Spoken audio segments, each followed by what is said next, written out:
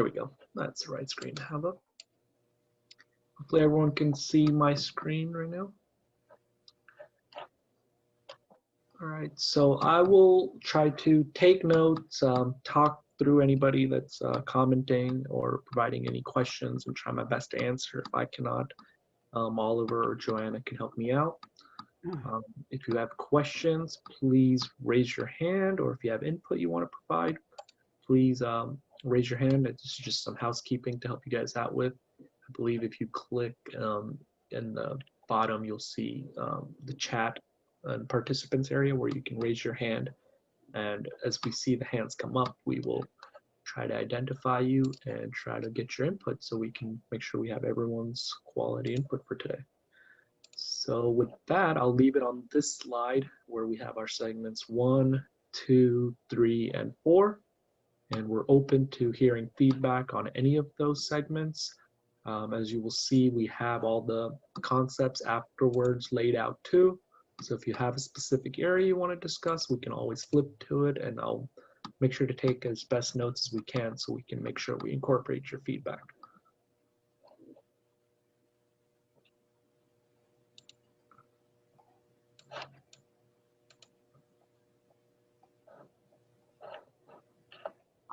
I don't see a raise hand option. Well, you were able to talk, so you're go for it, sir. Okay, so I have a couple concerns. First of all, as you probably know, the 4th Street Livermore Avenue is one of the most complex and dangerous intersections in town. And one of them, people were having to kind of zigzag through areas, and I'm concerned that it's going to cause a lot of accidents due to people not understanding how to navigate the lane changes on alternative, which is it?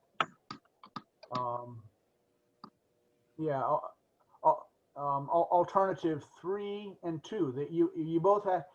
Most of the traffic goes straight, goes in the left lane. So you have everybody, most people having to shift from the right lane to the left lane. And I'm afraid that there's going to be a lot of people who are going to go straight, and then they're going to want to go on 4th Street. My family of 4 people have had 2 accidents there. Neither of them are our fault. And I don't think if you have not experienced that intersection, you don't have a clue as to how dangerous it is. And I'm really concerned about both 2 and 3 in that intersection. The other, somebody else raised in the chat, was the people turning into East Avenue Middle School, and I don't remember there exactly how your lanes are, but you know, people back up for blocks, and so even right now, it may be better, maybe worse. I'm not quite sure. But you need a lane turn there in and out of the East Avenue, at least a block long, or else you're going to be completely stopping traffic. You're still talking about right here by our Livermore and 4th and 5th. No, I'm talking near Hillcrest. Okay, so sorry. Give me 1 second. Let me see. Yeah. Even clear this slide, and I'll move to the next one. Yeah, I mean, there are literally, you know, probably a dozen cars at least lined up to turn into the parking lot there on East Avenue.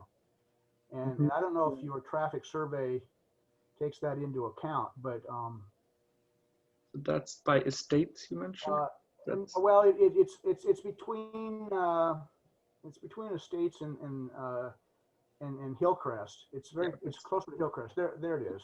Yep, that's for this area, right? Yeah. Yeah, no, this has been brought up to us by a lot of folks too, that this is an area of concern for a lot of folks, especially due to the school right here. Yeah. So those two designs are going to be disaster for anybody going west, because the cars are going to either be in the bike lane or they're going to be in the traffic lane, and so there's going to be no bike lane, and basically you're going to have well, what I would do, in fact, we had to do it when they were working, is we just skipped East Avenue. We went down Stanford parallel, and I'm afraid that you're going to be riding a lot of people on the streets parallel to this, because this is going to be a disaster.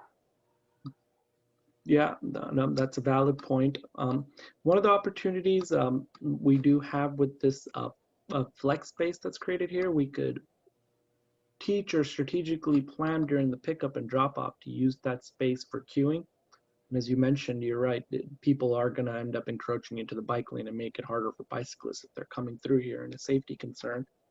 Um, and then the folks that are coming west would end up stacking in this middle two-way turn lane, and once that fills up, they're going to start stacking in the through lane, which also is a concern for this the residents, and it's for you as well, right? Yeah. So So again, what I did is I need to come down Hillcrest from where I live. I'll just go straight through the intersection to Hillcrest and then take one of the side streets, because got it. that'll be the only way of getting through. Mhm. Okay, I think Ian Carlin has a comment. I'm going to respectfully disagree with the last speaker, which is especially the second issue he raised. It's not actually clear how this would be any worse than what is today, where bikes have to dodge cars doing silly things and that are backed up anyway in a turn lane. So even in his worst case scenario, what he's describing is exactly how a bicyclist sees that road and that section of road today. And that's assuming that, traffic patterns and people behavior does not change, which, a lot of people look at changes and say, oh, well, everyone's going to be biking down this. But as someone's pointed out in the chat, what's going to happen is if you make things safer for people to bike and walk, more people will bike and walk. In addition, if you slow down traffic enough on East Avenue, you'll get rid of some of the cut-through traffic. That traffic will go down, what's the name of that street? Tesla, instead of down East Avenue, or will stay on the freeway, or who knows what. So you're making assumptions that don't reflect what real life data shows, that if you physically change the space, you get physically different amounts of traffic and behavior in it. And some people will just adjust what time they go through, right? They will avoid the 15 or 20 minutes when school traffic's happening, and they'll go a little earlier or a little later. And for most people, that's going to be a very minor inconvenience. I live right next to Livermore High School. I bike down East Avenue all the time, and it is dangerous. And right now I already adjust my times because of the issues that you describe. And so this is not going to make it any worse. If anything, it might make it better. So I don't see what the speaker's seeing as a bicyclist on this corridor. Yeah, I assumed that you were a bicyclist. I actually biked back and forth to Lawrence Livermore for 30 years, so I understand concerns about bicyclists. We also live on Findlay, and we have lots of bike traffic through the bike paths there. And so since you live on East Avenue, it's not convenient for you to bypass. But I wonder if there are better solutions for bikers than East Avenue. So I've looked into other solutions. I do cut through a little bit. The problem is that all the neighborhoods other than East Avenue, the number of turns and the number of other bad intersections are extremely dangerous. And so, it's confusing. It's not straight. They're not marked well. So the question is, do you start actually knocking out houses to make a convenient, safe bike route? How do you cross lines? How do you? There's all sorts of inconvenient things if you can't go down East Avenue if you're on the north side of the street. If you're on the south side, I used to live on the south side, there's better options. But if you're on the north side of East Avenue, there's really no good alternative. And there's not even really a clear way to make a good alternative. This is great feedback. But we do have some more raised hands, and I would like to give them a chance to speak too. We have Jay up next. Hi guys. Hey, Jay. Hey, so I live on East, and I'm glad to see that the center lane that you've added in. I notice it exists. Looks like it exists in all three alternatives. Mm-hmm. Um, Making a left into your driveway is always sketchy because people drive too fast, and they they pull from the lane that you're in at the last second, and the car behind them isn't ready. And there've been so many times that people almost ran into the back of me. I basically look in my mirror and I'm ready, and I've done it a few times where I just had to like floor it to like keep the person from running into the back of me because they weren't going to stop, you know. So I'm happy to see that. Regarding some of the concerns about the way the striping being possibly be confusing, the new changes be confusing to drivers. I think one of the benefits of alternative 2 and 3, because you have less travel lanes, it's going to slow things down. I feel like there's some room for a little bit of more congestion on the street in order to bring the speeds down. And I think bringing the speeds down is going to give people more time to react, and it's going to reduce the number of accidents. Just bringing that speed down, and people becoming familiar with the fact that it isn't a street that you can just drive 40, 45 or faster on. It is, while the street is posted at 30, you know, in the sections by the high school and Jensen, people see 4 lanes and they just assume that they can drive 40 on it, because a lot of times when you have 2 lanes in both directions, that's what the speed limit is. And even though it's posted 30, people are comfortable driving 40, and then it's 40, you know, further down the road. So that's how fast people drive. So I like the reduced travel lanes. One other thing, we had one of our cars totaled on the street out in front of our house. You know, it was parked on East at the curb, and Intersection, if you don't mind us asking. near Jensen. Jensen. And during the time that we've been in this area, I mean, there was a car that was totaled the week before mine was totaled, about 50 feet in, you know, closer to Jensen from where my car was parked. There was another car that was hit, you know, within a couple weeks after that. And then talking to the neighbors who've been here longer, they're like, oh yeah, don't park on the street, basically. So, if you don't mind me getting a better idea of where exactly, was it on the far side or was it on the near side of Jensen? It's going to be on on your alternatives, it's going to be on the northern part of the street. Mm-hmm. So would it be like over here somewhere? Move your, oh, there you are. It's going to be other side of the intersection. Okay, on this side. Yep. Clear this real quick and redraw that a little better. So on this side, you're experiencing the issue? Yeah. And I don't know what the problem is, that people are turning their head to look at something and probably to the left and veering to the right, because that's usually how that works. But it's happened a number of times. So because of that, I lean a little bit towards your alternative 3, even though it's the most dramatic change, because the location that those cars were parked is essentially, you know, where your bike lane would be in alternative. Well, I mean, in alternative 2, you push the bike lane next to traffic with that little bit of buffer. But, you know, I just think about, okay, these people drifted driving down the street and hit a parked car, which is significantly wider than, you know, a bike, larger object. And, you know, I see 3 just being a much safer. And the other thing is, 3 sort of gives the cyclist a little bit more authority about how they're traveling down the road. They have their own lane, but they can sort of control how they're going to cross those intersections and how they're going to pass the driveways, and visibility of them traveling in the driveway, both for the rider and for the people in the driveway, is a little bit higher.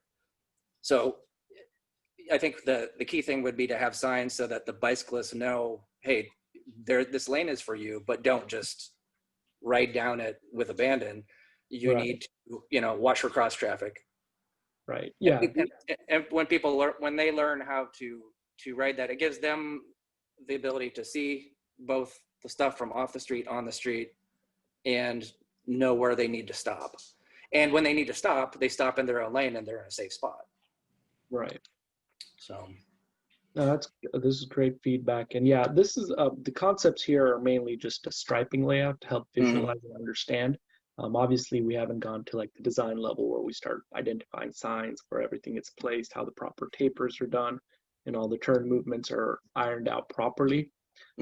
So this is more to just get you guys thinking, okay, do you like the idea of the bike lane next to the curb edge, or do you like the parking next to the curb edge and then the bike lane, and things of that nature. But that's great feedback.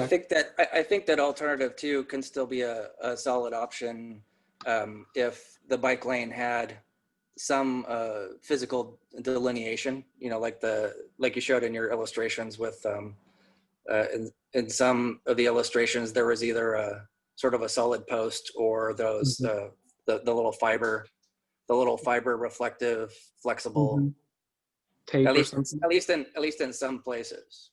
Right. Yeah. The challenge with that is if we do any kind of physical restriction, you're going to negatively impact the ability to park in those segments. So we have to kind of look at the trade-off there. I got you. Yeah, keep that in mind though. Yep. Right. Next person. So I do want to mention that after the breakout room, we will be convening into the main room where we'll be kind of summarizing everything. So I'd like to, or if there's a volunteer who can speak on behalf of the community, just sort of summarize what we discussed in this breakout room. All right. I would like to ask one of the bicyclists, in my biking career, I was very concerned about the intersection of the asphalt and the concrete and the drainage,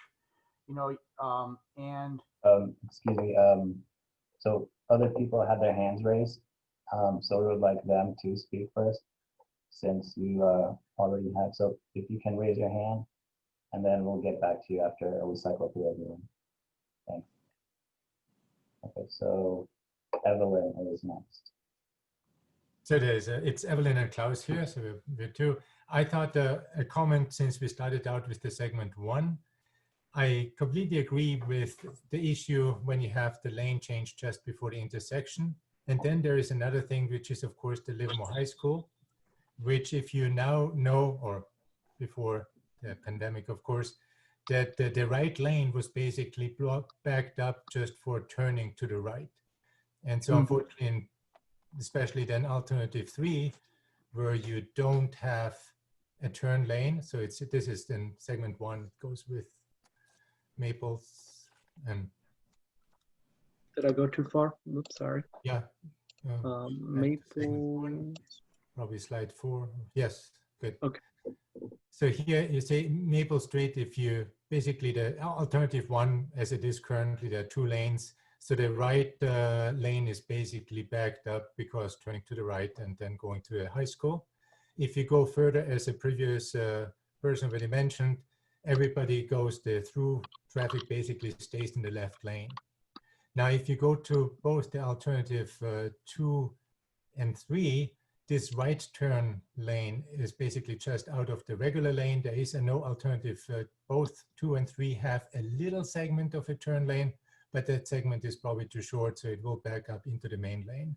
And then also going further down west is, of course, where you would have to make another lane change for staying on the intersection on the 4th Street. So I think in that case, neither alternative 2 or 3 I would consider a safe option for this intersection, for this segment. Then in general, just from my part here, as also biking down East Avenue, we're living on Hillcrest, so I'm a little bit worried about the alternative 3. I know it gives more space for the biker, but since you have the parked cars there, it's basically one.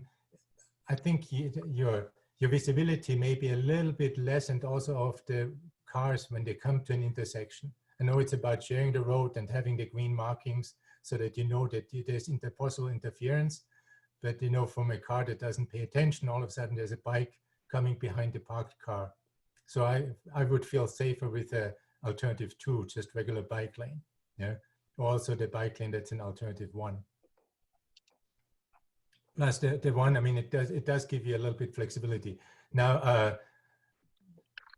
yeah, that's kind of on the segment 1. My comment. Yeah, I think also a concern is there will be backup with alternative 2 and 3, and those backups will be turning down side streets, which we are one of them, which is Hillcrest, because everyone will be trying to get to Madera to cut through to get back on 4th Street. And I mean, if that's the way that everybody wants it, they're going to start using side streets to avoid the backup with 1 lane.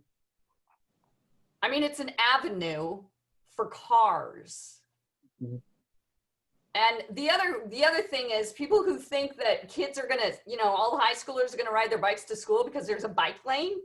They don't ride their bikes to school because they don't want to wear helmets. At least my kids didn't, and it's not cool. So I don't even know. I mean, that's just my point of view with my kids, trying to get them to ride a bike to school. To cut down on cars and traffic for schools, that's not going to work. Rather walk than Yeah, bike, I mean, they would rather walk than ride a bike, which is what they did. Then we'll focus on trying to make sure their pet facilities are safe as they get to the schools too, right? Is there any concerns you have with that infrastructure around the school area? I didn't hear this. Well, the pedestrian, what? I mean, mostly it's then the back roads for walking. I mean, there are not too many people. I know there's some pedestrian traffic near the high school for the bus stop and a little bit further down, but at some point, if you do the walking, you're on the sidewalk. You try to, on the sidewalk, and you try to perhaps go to neighborhood streets. And that's, I mean, I don't know. The few times I was walking down, I didn't really feel too unsafe there, especially then with I think all these alternatives will have a nice little sidewalk. And so that's there. Thank you. Okay, so we have Montreal. Yeah, this is me. So I just like to push back on this. I guess the previous speaker was very adamant about avenues being for cars. I think infrastructure is built for mobility and for people, not for vehicles. So to the extent that this is a public space, it should be utilized in such a way that it maximizes the utility for everyone and most amount of people. As far as the concerns go over there being more traffic, or I guess backup traffic at peak hours, there's definitely a concern. I mean, I see it, especially if you're there during peak hours for a school drop-off time. It gets kind of crazy, but it's kind of crazy everywhere right now. And it's not just on East Avenue. The middle school that's on Junction is also a disaster during drop-off time. So that's not a concern. The other thing I would say is with regards to keeping 2 lanes, I mean, I've lived here for 5 years. I've never been in traffic on East Avenue, but having 2 lanes definitely helps me speed. I mean, I don't think I've ever driven down East Avenue on the speed limit. I didn't even know there was a 30 mile. Is there a 30 mile an hour speed limit? I think I don't think I've ever done that.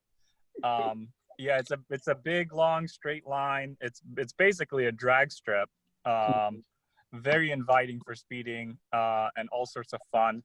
And, I have 2 cars and one of them's really quick. So I'm going to miss the 2 lanes if they go. That's for sure.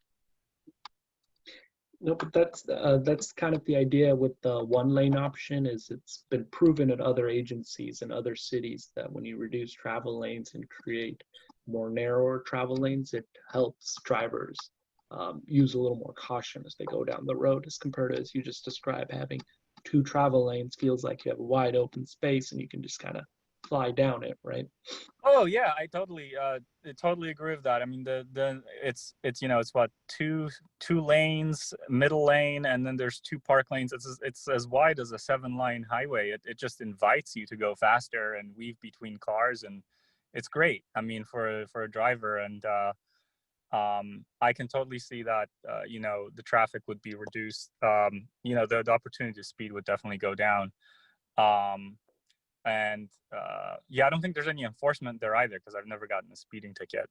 The other thing I will say is I think there's some concern about what will happen with the reduced capacity. I mean, my understanding is that on Embarcadero in San Francisco there used to be an elevated highway, and then the earthquake took it down, and then they dismantled the highway, and it's fine.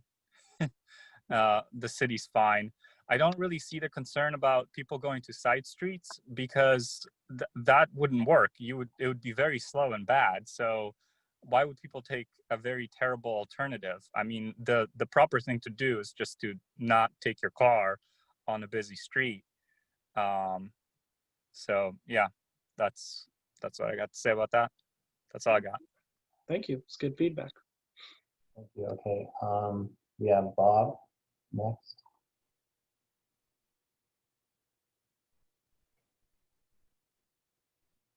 Unmute Bob real quick. Oh, there you go. Hey, Bob.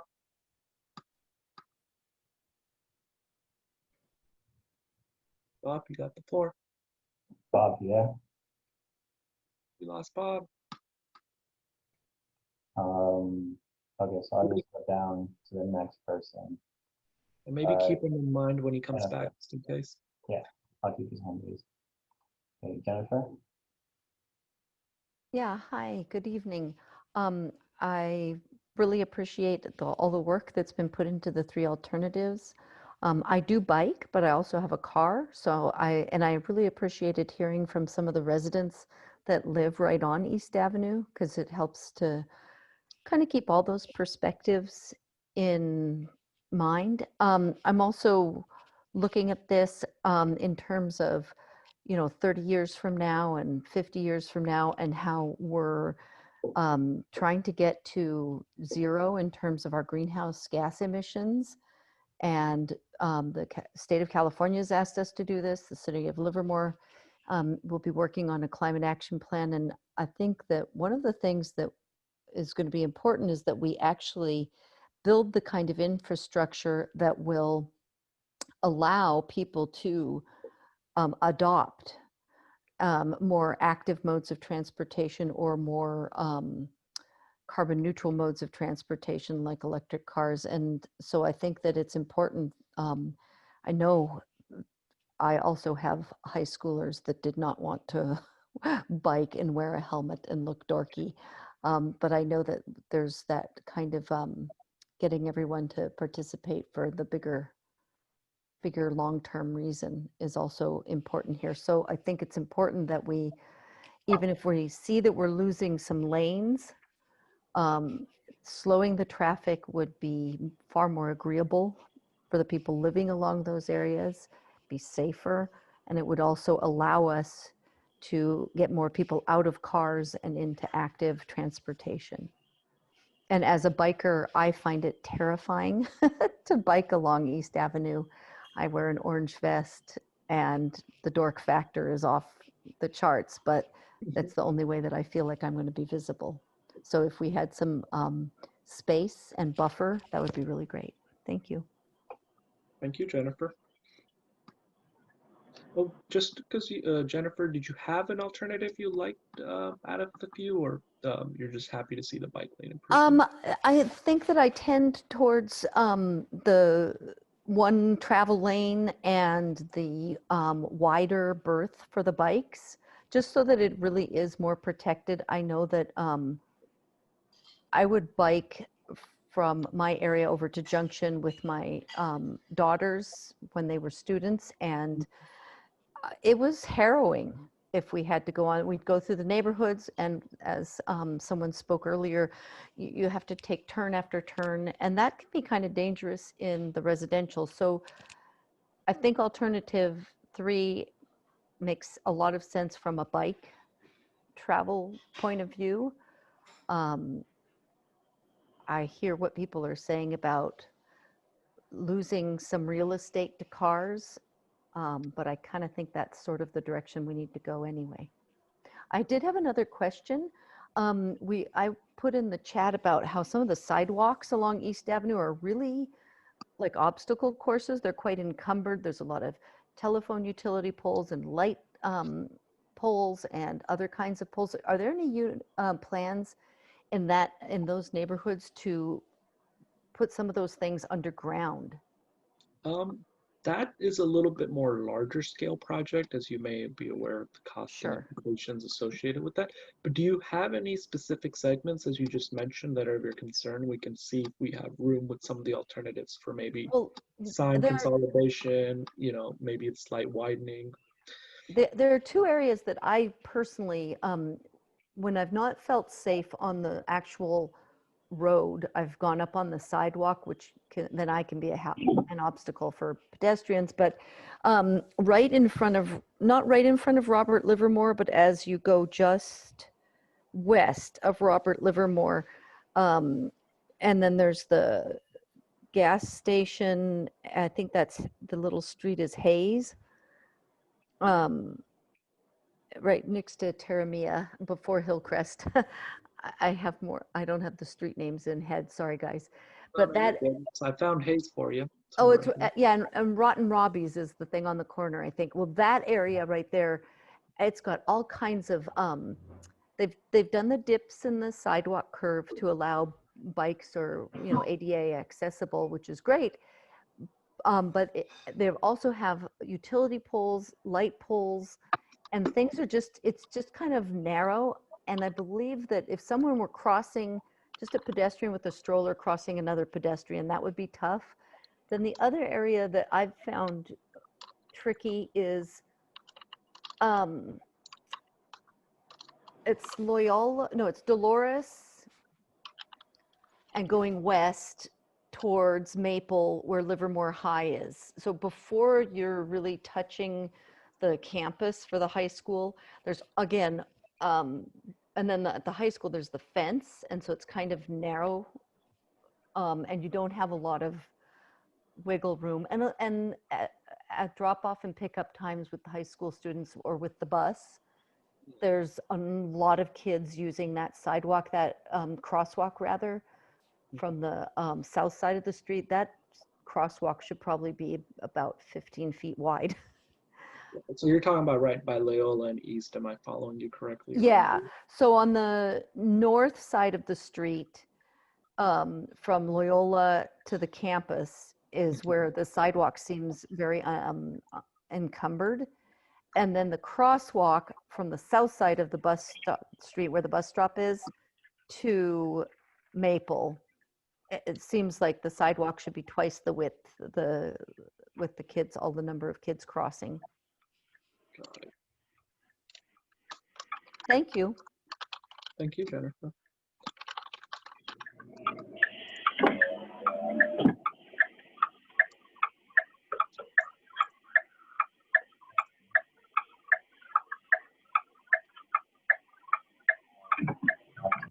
Bob, are you there?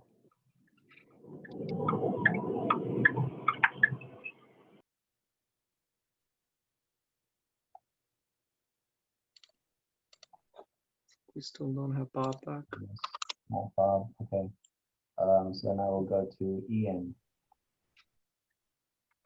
Yeah, so when I spoke earlier, I didn't express a preference, though maybe you got the implied preference for alternatives 2 and 3. But Yeah, I wrote that down. Okay. Do you have one you prefer? I think 3 would be a little better, having an actual car or larger buffer space for bikes would be preferable. And also, if I remember correctly, alternative 3 also keeps a little bit more of the parking in various ways. Yeah, so overall speaking, if we're looking at pure parking counts, alternative 2 is more parking friendly, while alternative 3 is a little more restrictive. But we can obviously use some of the hatched out area for additional parking. So that we'll evaluate further down the line. This is more just high level understanding. Yeah, so I also wanted to talk about, and actually you're on the right slide, but the intersection right by the high school, I run across that street often with my dog. And, you know, while I don't go typically during school times, often it's a little before the big school rush. Even at that time, I've almost been hit multiple times by people not slowing down. So having bulb outs, there's tons of kids who cross that street. You know, parents who want to avoid some of those backups, they'll already drop their kids off, you know, half a block or a block away. And so, you know, arranging alternative drop-off locations rather than having everyone need to just drop their kid right in front of the high school with, you know, safe pedestrian access for a block or two could potentially reduce the traffic without having to worry about, you know, do we need 2 lanes at this one spot in various alternatives. You know, there's other ways to get there, even for people coming from multiple miles away, rather than drop off right in front of the school. If there's, you know, potentially a drop off zone, whether it's on a side street or even a pull out on East Avenue where people can just pull in, kids can hop out, and then they can move on right onto the sidewalk. You know, Maple itself is actually very dangerous during drop-off times anyway, because there's just too many cars doing too many erratic things. When I lived elsewhere in town and would bike into work through there, I would completely avoid that street at that time. There's basically a half hour during the day I would just not go into work. It was I was going in before or I was going in after. And so it's not just, you know, people turning off of East. You're not going to solve the high school drop off just by keeping that there. And, you know, this is a very active pedestrian and bike area. You know, to some extent, you just need to spread out the load in some way rather than encourage people to drop off their kids right in front of the high school. Potentially, maybe you just ban drop offs for a block in some way, which forces people to do that rather than that. And I see someone saying that alternative drop offs would really help in the chat. So, anyway, that's all I've got to say. Thanks. Well, thank you. Hi, this is Bob. Can you hear me? Yes, we can now, Bob. Okay, this is new to me. I've got a couple of points. I live north of East Avenue, about a half mile north of on Loyola, and I've lived north of East Avenue for 40 years. And when I want to go into town, I take the back streets. East Avenue is too dangerous for me. And if there were a naive person that would try to go out East Avenue, they would have a hard time of it, period. The second point is from Almond Avenue out to the lab, the bike lanes and the sidewalks are all fine. There's plenty of room. There's not a problem there. I don't think anything needs to be fixed. You know, as far as a higher speed limit, I would think trying to cross at Mitra might be dangerous, but there's nothing out there that you'd want to cross the street at Mitra. And so in the past week, I drove or took my bike along East Avenue, and there's a lot of cars parked on the eastbound lane between Xavier or Javier and Madison. I never ride my bike on East Avenue west of Madison. Okay. Now, is getting away from bicycles and going to automobiles. Yes, there is a problem at East Avenue School when school gets in and out, or in the evening when they have parent meetings, say at 7 p.m. You need 2 lanes in each direction going to the school because people want to turn into the loop at East Avenue School. the traffic backs up across Hillcrest at least halfway to Hayes. And so a couple of times I've been in the wrong lane and I have to wait and see until there's no traffic before I can move over to the right-hand lane to avoid that traffic. And maybe once in my life, coming east on East Avenue, I encountered the traffic queued up to go into the East Avenue school lot and loop. And so I can't see alternative 2 or 3 where there's this single lane in the approaches to East Avenue School. I think that would be a bad idea. And the same thing goes for where East Avenue comes into 4th Street. Typically, I wait at a light there. I only have to wait one light, but if I had to wait 2 or 3 red light, green light changes, I'd be pretty irritated. I'm sure I'd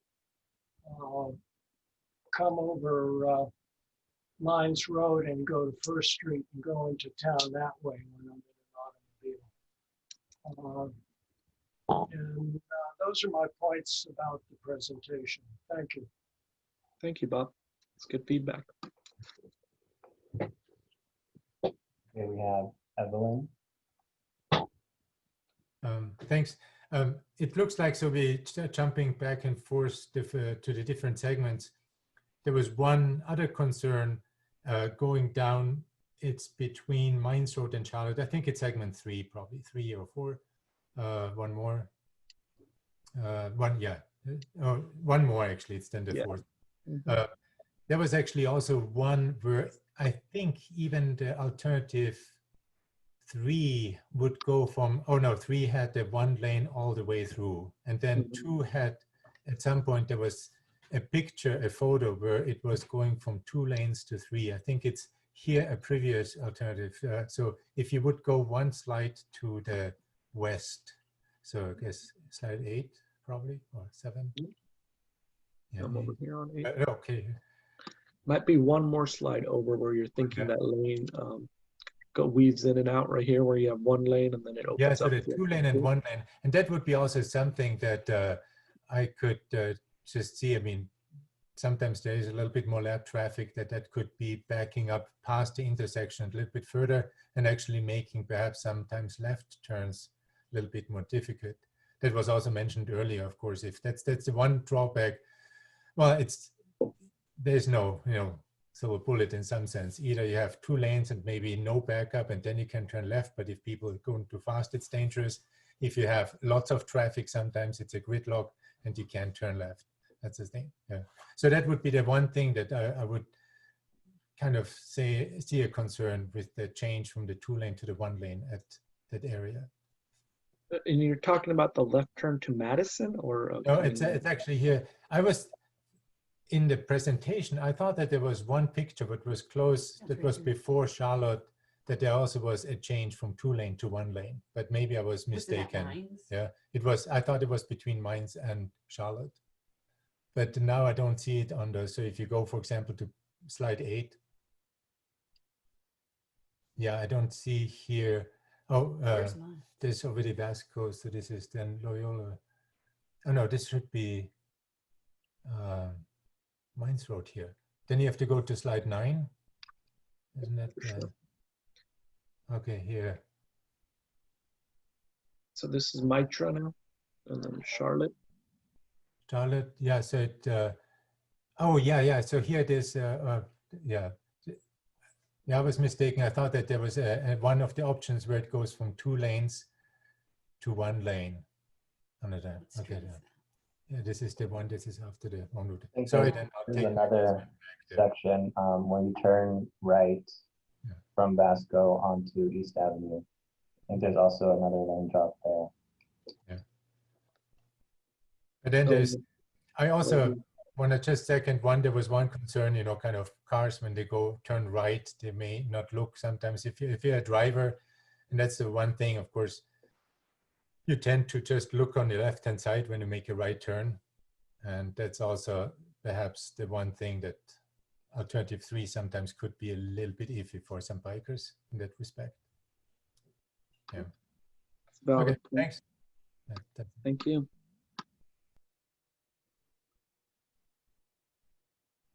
All right, that was all very good feedback. So yeah, so this is Alan again. So I don't have the hand. I just unmute if nobody else is waiting. Waiting.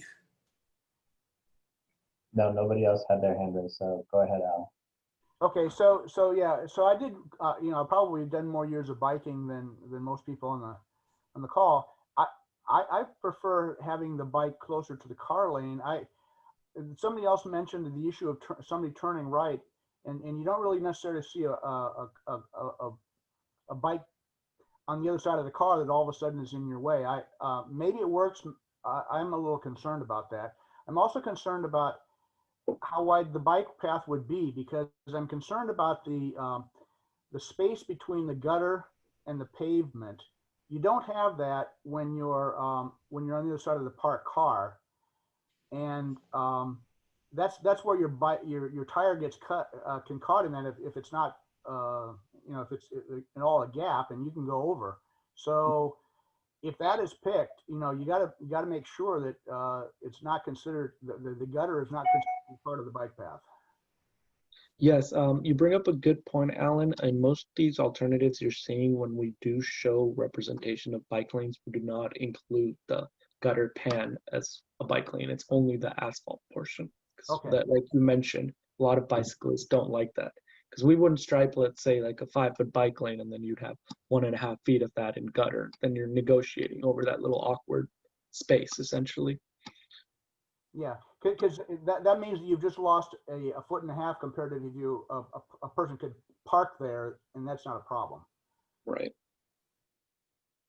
Okay, so I'm hearing a little more favoritism to keeping the bikes next to travel lane, just from that perspective of saving a little bit of bike lane space too, and issue with the gutter pan.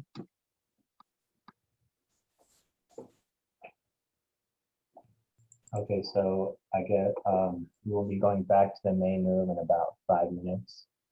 So if there's any other concerns.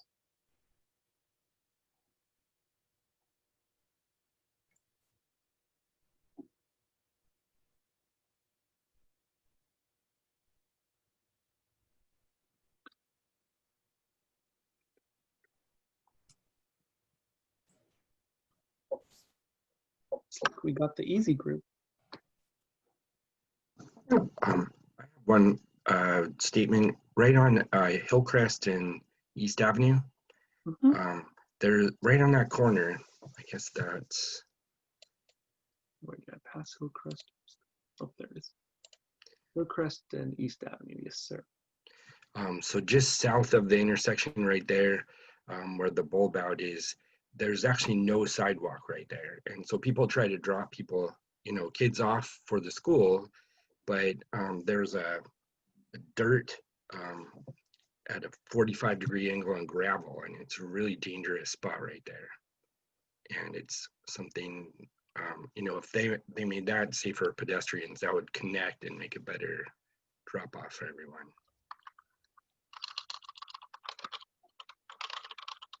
And that way, on that side, it doesn't block traffic then on East Avenue. So the cars are parking and kind of essentially blocking the space where a pedestrian would be walking to drop their kids off. Well, they're trying to drop people off there, but there's really no sidewalk at all right on the end there, and so it's not a good spot. It needs to be finished. Gotcha. But generally speaking, I like the idea of the more protected bike lanes and safer sidewalks, and just calming. It's a neighborhood with you know, 3 schools at least, because we haven't even mentioned there's an elementary school not far away from, right behind Robert Livermore Park, and there's lots of churches down there, and there's daycare centers and everything too, and everybody's just terrified to let their kids go out on the street. So it needs to be more of a, safe neighborhood. Got it. Yep. Thank Yeah, you. no, I agree. There are a lot of schools on the corridor, so. Yeah, and the community center too. There's a electric eel swim team with 130 kids in there, running in and out. And the corner on Hillcrest, there's the boba tea place there, and there's hundreds of kids out on that corner too all the time. Yep. You're gonna get the kids mingling there. Thank you. Right, for your but comments. thank you for the work. Gladly. We have Evelyn. Are we getting bounced back up? Evelyn and Ian have some more.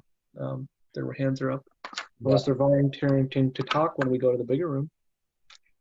There was actually just one little item I had for the Hillcrest intersection. At the first meeting, there was this option of perhaps also have like this diagonal crosswalks, for during the time when the school, starts and ends. Because now with the boulder, there will be a little bit more space on those sidewalks, as the previous caller just said. There's just dirt, and I was assuming that like this changeover actually would also redo all the sidewalks, so that the sidewalks, there wouldn't be kind of a section with no sidewalk or dirt. And so I was just wondering what if this was still considered some different like traffic regulation? Diagonal crosswalk. Something like this. Oh, you're thinking like a diagonal and then implement Yeah, like there's a lot of all kids from East Avenue who go it would be easier for them to make one cross across East Avenue into the Chardonnay shopping complexes, which is where a lot of them go, versus going south and then east crosswalk. I mean, I just think a diagonal crosswalk right there wouldn't be a bad idea. So this is at Hillcrest, I'm hearing? Sorry. Yeah.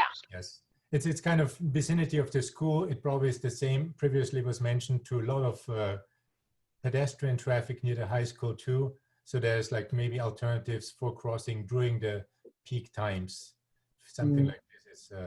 And then, so I understood correctly that it is possible to have like a mixture of those alternatives as like an end result. It's not that it has to be either just alternative 3 the whole way through, or 2 or 1. Is this an option? A mix and match? Yeah, see, the thing with mixing and matching, we have to be careful because we don't want to keep moving bike lanes from next to the curb lane to next to the travel lane, or you don't want to keep flip-flopping the right-of-way, because that will lead to more driver confusion and may potentially lead to more safety concerns down the line. So typically when we try to do a corridor improvement, we want to implement a very uniform feel. So as folks go down it, they get trained to see things a certain way as they're navigating through a corridor. If you keep changing the conditions on them from block to block, you may cause driver confusion, erratic behavior, and some other safety concerns may creep up. But there is obviously alternative 2 and 3 are similar in a way, so there is ability to overlap them. And then we can definitely look into that as we evaluate some of these alternatives. It looks like to me alternative 1 is really not going to be an option because there's no parking for people who live on East Avenue. Yeah. And that if I lived on East Avenue, I want to have parking in front of my house. So I feel like alternative 1, the 2-lane, is just there to be there. Yeah, but so if but it's not really an alternative. Right. 1 and 2 could be also mixed because then it doesn't move the bike lane behind the cars and forward. Yeah. But okay, thanks. Thank you. Thank you. Okay, hopefully one last comment, Ian. Yeah. Oh, sorry. This is a really quick comment, which is that we had mentioned at the first workshop lights that actually see bikes coming off of the side streets as something that would improve access to the corridor. And I didn't hear that mentioned as something that was considered. That could obviously be mixed and matched with whatever was done. But you're talking about at signalized intersections, correct? Yes. Okay, yeah. Yeah, typically when we upgrade intersections and then we introduce bike facilities, What we typically do is upgrade them with either video detection or in-ground loop detection, and most signal upgrades involve adding detection for bikes nowadays, as long as Okay. there's a bike facility. So yes. Yeah, you should This make is a- sure that's just clear because that wasn't mentioned at all. Gotcha. Yeah, we would ensure that the minor street is being detected. So if a bicyclist comes and waits there, they're not just hanging out till the car shows up and then the light activates for them. But some of these intersections do have detection. It's just bad. It's So your keep that in mind. traditional, yeah, it's your traditional in-ground loop wire, which may not pick up some of the more nicer carbon fiber bikes. If you have your more traditional metallic bikes, you may get picked up or you may not. It's just, yeah, it's a valid point. Yeah, I agree. So do we have any volunteers that feel like summarizing everything we discussed? Just high level, what was liked, what alternatives were disliked, and what you guys prefer? Probably be a 1-minute little summary for our group.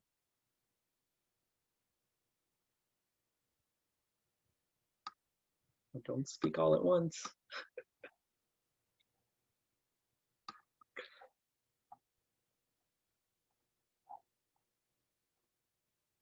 So Oliver, does this mean we have to pick at random? Not sure.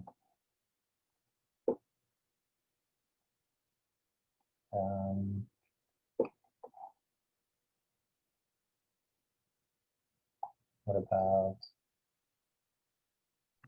I can do it if people are okay with that. Of course. Thank you, Ian.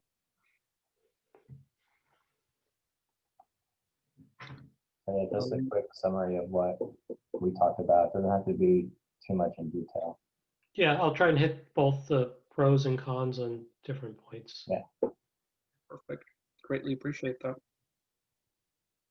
Okay, I think So are we about to get beamed back into the main room? we should be getting a notification to exit the break room. Or I guess people can leave the room, but I'm not sure if that. I think we'll still be in a meeting, right? If we leave the room.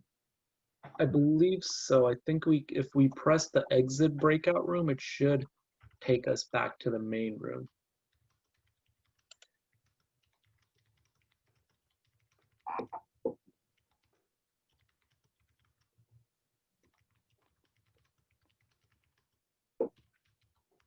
Should we start?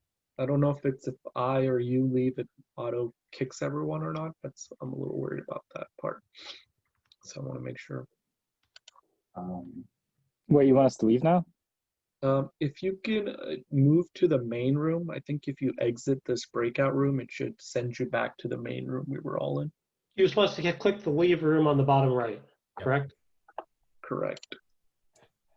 All right. I'll stop the recording.